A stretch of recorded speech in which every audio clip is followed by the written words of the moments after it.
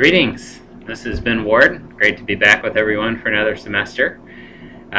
Looking forward to talking about recovery and deliverance. I believe these topics are central to spiritual formation, but one that we don't hear a lot of formal training on. I'm really pleased that our seminary is kind of taking on the topics and dealing with them head on. I believe they're central to spiritual formation.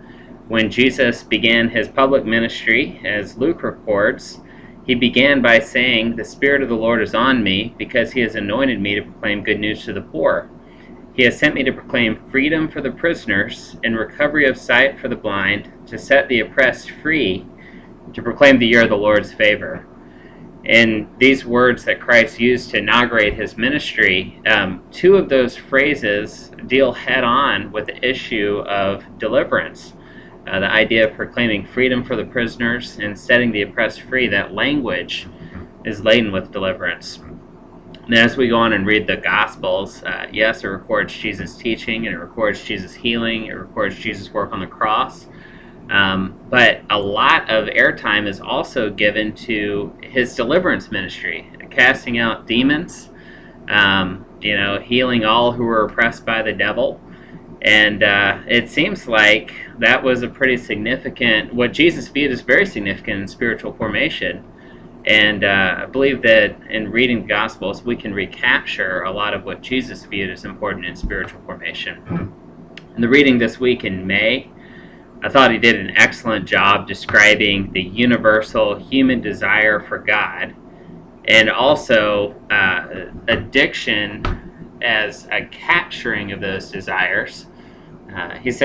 He broke it down a little further, saying psychologically, addiction uses up desire. Spiritually, addiction is a deep-seated form of idolatry, and that ultimately addiction displaces and supplants God's love as the source and object of our deepest true desire. I thought that was a very helpful view of addiction, understanding the true role that freeing people from addiction can play in spiritual formation, and the power of our addiction over our lives and over not only our own lives, but many of the people who we're trying to lead. I also liked how he painted addiction as something that we overcome with more than willpower. Willpower is not enough. We need grace. We are created for love and freedom. Addiction hinders us, and grace is necessary for salvation, is kind of May's 3 summary thoughts.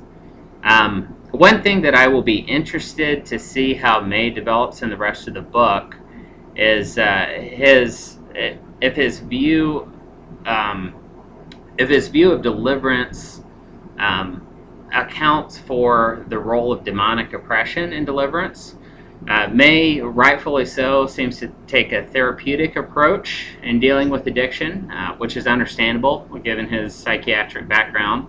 One thing that I felt was missing, at least from the initial reading of this chapter, is the role that demonic possession or oppression plays, and how that is specifically overcome by Jesus Christ, his life work, his shedding of blood on the cross.